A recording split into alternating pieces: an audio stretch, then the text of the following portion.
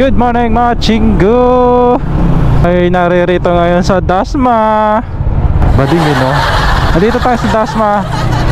At nakikita nyo ngayon no, ito ginagawa yung inner lane dito banda. Yan. So, pagpasok nyo pa lang sa may arko ng Dasmariñas, traffic na. Hindi ko alam kung hanggang saan yung inaayos na ito, pero at least diba inaayos. Kasi pag dumadaan ka dyan parang para ka nang paulan-ulan yung pag dumadaan dito. Kaya kailangan na rin talagang ayusin. Pero at least may ginagawa yung so hanggang dito lang pala yung inaayos. Okay, one way na. Dito nag-u-turn yung iba dito. Ayun. So matching go sa kabilang lane, inaayos pala.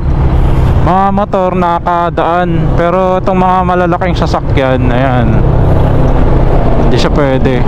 Tapos alam niyo ba, nakapagtaka pag pumupunta kami dito sa Cavite, naambun. Kung di naambun, naulan, diba? Ayan o, nakikita niyo mga motor pwedeng makadaan dyan sa kabilang lane. Kaya kung pupunta kayo dito, expect nyo na medyo matraffic. Time check is pa lang naman, magsa 7:30. Good thing lang kasi pwede yung dumaan yung mga motorsiklo dito.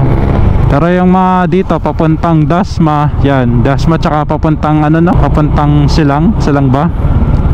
Yan, medyo mata-traffic.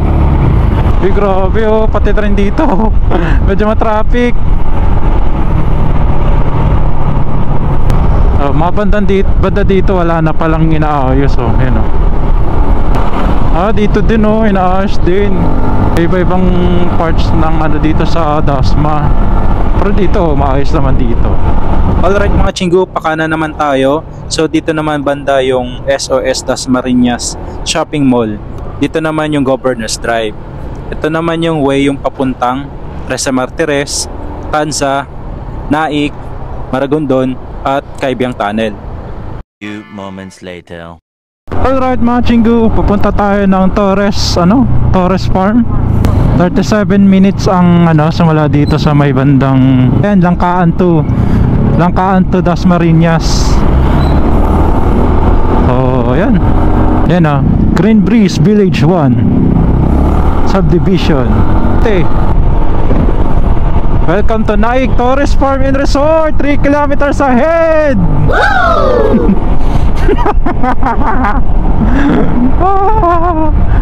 For the views. Woo! So ayan na, makikita na natin to. Yan, makikita natin agad itong Torres Farm. Kanan. Yan, entrance. So ayan, Torres Farm.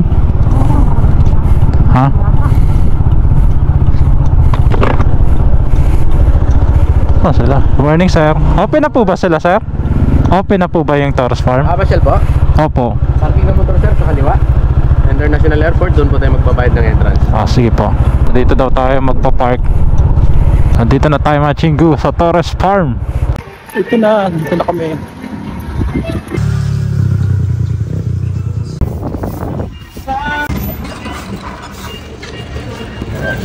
Ang airport lang dun. Swimming. Ito yung sa swimming entrance niya. Yung entrance niya.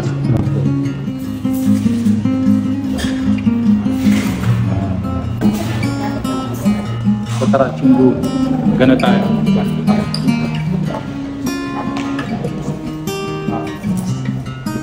Oo, meron motor. May parking nila po. Thank you po. Sana. Let's go. Labas ka na.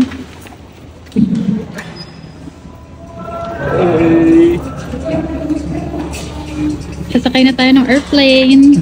So mga chinggo, dito na tayo. Nasa na tayo, I love Torres Farm. Let's go. Ang Torres Farm and Resort ay isang pribadong resort na matatagpuan sa Barangay Sabang, sa Naik, sa lalawigan ng Cavite. Ito ay tinuturing bilang ang pinakamasayang lugar sa Cavite at ito ay may 40 kilometers lamang ang layo mula sa Picnic Grove sa Tagaytay at SM Mall of Asia. Ang Torres Farm and Resort ay may sukat na 14 hectares at pag-aari nila Mr. Eric Bailosis at Mrs. Ana Bailosis. Ang mga atraksyong panturista sa loob ng Torres Farm and Resort ay ang mini version ng Eiffel Tower, The Great Pyramid of Giza, Taj Mahal, Sydney Opera House, Hong Kong Disneyland, Statue of Liberty, Great Wall of China at marami pang iba. Ayon sa kasaysayan nito, ang Torres Farm and Resort ay binuksan noong taong 2016 bilang panimulang negosyo ni na Mr. Eric Bailosis at Mrs. Ana Bailosis. Bago ang pagbubukas, ang lugar ay dating malawak na bukid, mango farm at basketball court at kalaunan ay ginawang resort ang lugar. 2 buwan pagkatapos ng pagbubukas, ang resort ay nakakuha ng magandang feedback sa mga social media accounts. Pagkatapos ng ilang taon, si Mr. Eric Bailosis at Mrs. Ana Bailosis ay nagtatag ng mini replica ng sikat na landmark sa buong mundo sa loob ng Torres Farm and Resort para bigyan ng pagkakataon ang mga turista at bakasyonista na maranasan ang sikat na destinasyon nang hindi kumukuha ng passport o visa. Dahil dito, nakakuha ng atensyon ang Torres Farm and Resort mula sa mga sikat na palabas sa paglalakbay sa Pilipinas at pagkaraan ng ilang taon ay ginawa itong isang pangunahing atraksyon panturista sa lalawigan ng Cavite. Sa kasalukuyan, nagtatampok ang Torres Farm and Resort ng higit sa 30 iba't ibang atraksyon. Kaya kung ang paglalakbay sa mundo ay isa sa iyong mga pangarap, ngunit ang pera at oras ay hindi magbibigay daan sa iyo sa ngayon.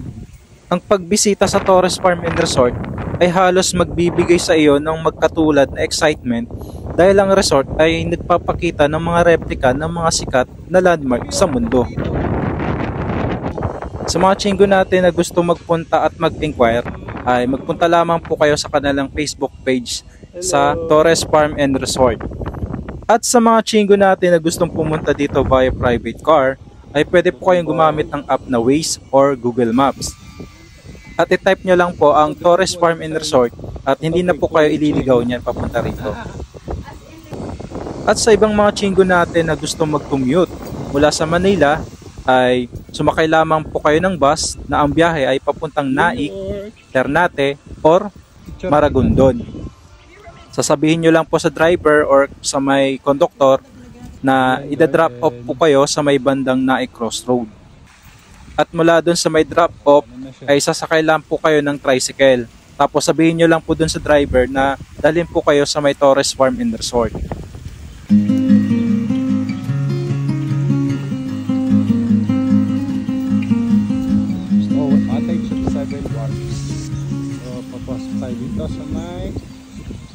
At mula dito sa Mala Disneyland Inspired Castle ay matatanaw natin itong bahay ng 7 Dwarfs, Japan Villa, the Merlion of Singapore, the Leaning Tower of Pisa.